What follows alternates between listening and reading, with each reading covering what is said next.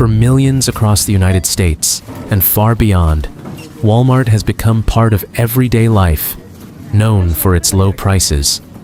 What began as a small-town experiment grew into a global retail empire, reshaping how people shop. At the center of it all was Sam Walton. You might expect a life to match that scale, but the reality was far more modest. While so many rely on Walmart to get by, how did the man behind it all actually choose to live? The road to Walmart. Long before Walmart became a global giant, Sam Walton was shaped by a childhood that taught him the value of hard work and every dollar earned. Born in 1918 in Kingfisher, Oklahoma, he grew up during the Great Depression, where even stable families had to be careful with money.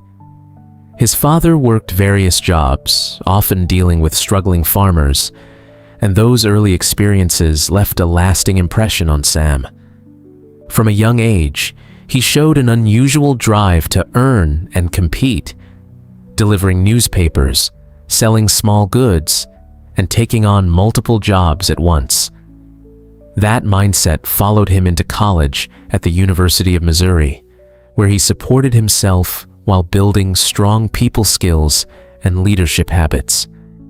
After graduation and a period in the military during World War II, he stepped into retail, gaining first-hand experience that would shape his future.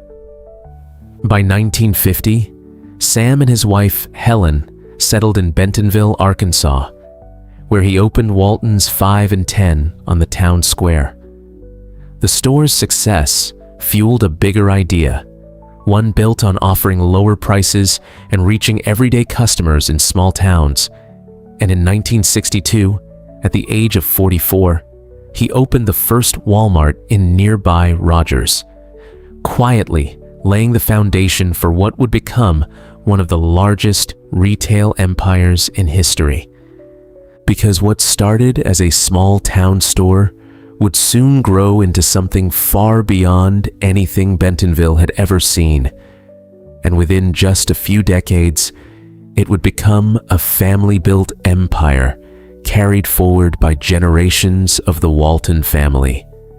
Building the retail empire. As Walmart began expanding across Arkansas and beyond, many competitors doubted Sam Walton's approach. The idea sounded too simple. Lower prices and smaller profit margins.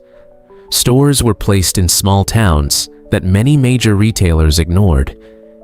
But customers kept coming, and by 1970, Walmart had already grown to 32 stores, proving that Walton's gamble was beginning to work.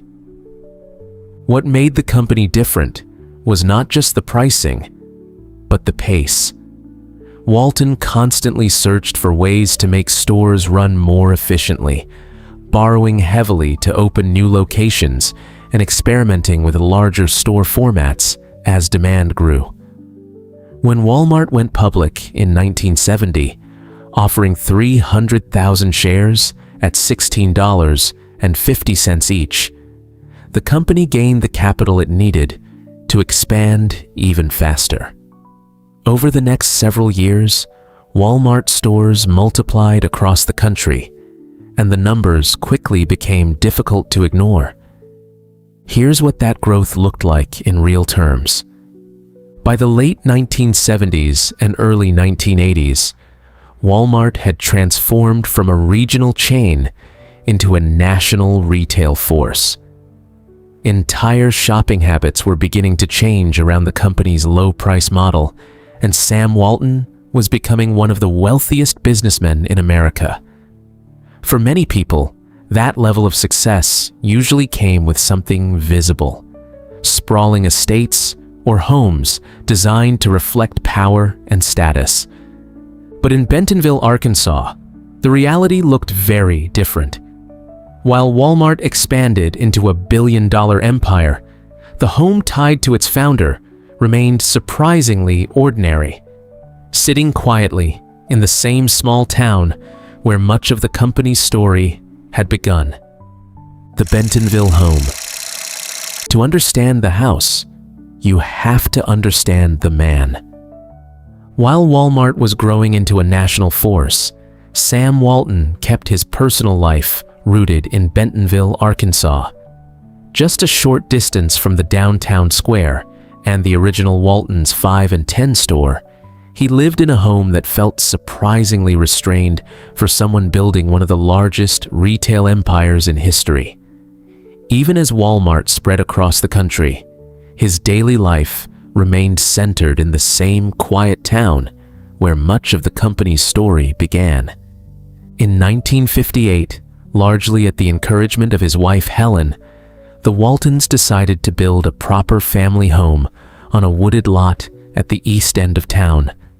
They hired architect E. Fay Jones, a former student of Frank Lloyd Wright, who would later become one of the most respected architects in Arkansas. Jones designed a long, low-profile home using Arkansas fieldstone, a natural rough-cut stone commonly found across the region, and cedar beams, large wooden supports known for their warm color and rustic look, carefully blending the structure into the landscape instead of making it dominate the property. A small stream running through the land was built into the design, creating a reflecting pond and waterfall with part of the house stretching across the water. Somewhat like Wright's Falling Water, where architecture is meant to sit with nature rather than stand apart from it. The home followed the philosophy of organic architecture, where a building is designed to feel connected to its surroundings rather than separated from them.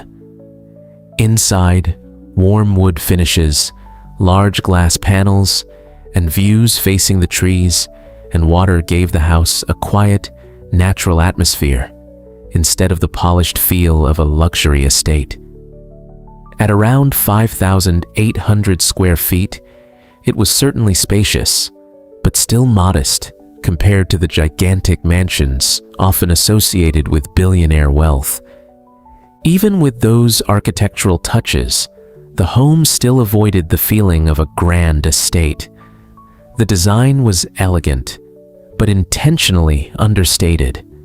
And while the house reportedly cost around $100,000 to build, Sam Walton himself was still known for questioning unnecessary spending during the process.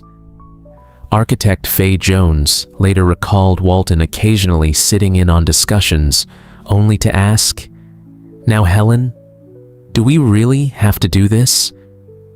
Then, in April 1972, the house was struck by lightning during a spring storm and caught fire. The Walton family escaped safely, but much of the home was destroyed before firefighters could contain the blaze.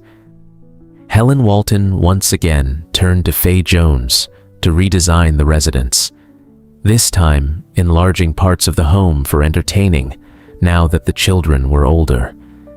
But even the rebuilt version remained far from the kind of extravagant mansion people might expect from one of the richest families in America.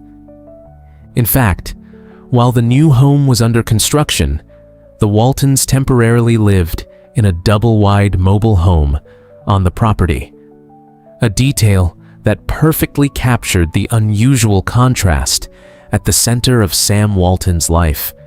Despite his growing fortune, he continued living in a way that felt grounded, practical, and remarkably small town. And that contrast becomes even harder to ignore when you realize Walmart was already becoming a billion-dollar empire by the time all of this was happening. Life of modesty. Despite building one of the largest retail empires in history through Walmart, Sam Walton never adopted the lifestyle people often associate with extreme wealth. To outsiders, this created a kind of disbelief. A man running a multi-billion-dollar company, still driving an old pickup truck, and still dressing simply. His daily habits reflected the same mindset that built Walmart in the first place: frugality and discipline. focusing on value over appearance. He was known for keeping costs low in both business and life, often questioning unnecessary spending and preferring practicality over status. Even as the company expanded globally, he continued to live in a way that matched the small-town values he grew up with. That mindset didn't disappear after his passing in 1992. The Walton family today remains closely tied to Bentonville, with influence spanning business, banking, and even large-scale philanthropy. While their combined wealth is among the highest in the world, those familiar with the family often describe a continued emphasis on staying grounded and low profile in their hometown.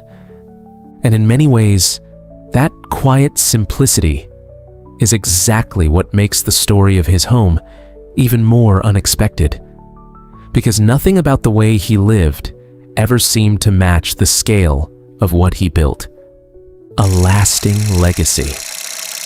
In the years before his death in 1992, Sam Walton remained deeply involved in the company he built, even as Walmart had already grown into a retail giant with thousands of stores and billions in annual sales. By that time, Walmart had expanded far beyond Arkansas, becoming a dominant force across the United States and setting the foundation for international growth. Yet, even at the peak of its rise, Walton still focused on the same core idea that started it all: keeping prices low and staying close to the customer. After his passing, the company continued to scale at an even faster pace. Walmart grew into one of the largest corporations in the world, serving millions of customers daily and generating hundreds of billions in revenue each year. Today, it stands as a global symbol of modern retail, with operations spanning continents and a presence that shapes supply chains worldwide. But in Bentonville, the story feels different. The town still carries traces of its origins: the original 5 and dime store, now a museum, and the small downtown square where it all began. Even as skyscraper-sized numbers define Walmart's modern scale, the roots of the company remain anchored in a place that still feels remarkably small. And that contrast is what makes the story linger. Because the same man who helped build a global empire never truly left the simplicity of where it all started. If stories like this make you wonder what really happens behind the world's biggest names, then come with me to this next video.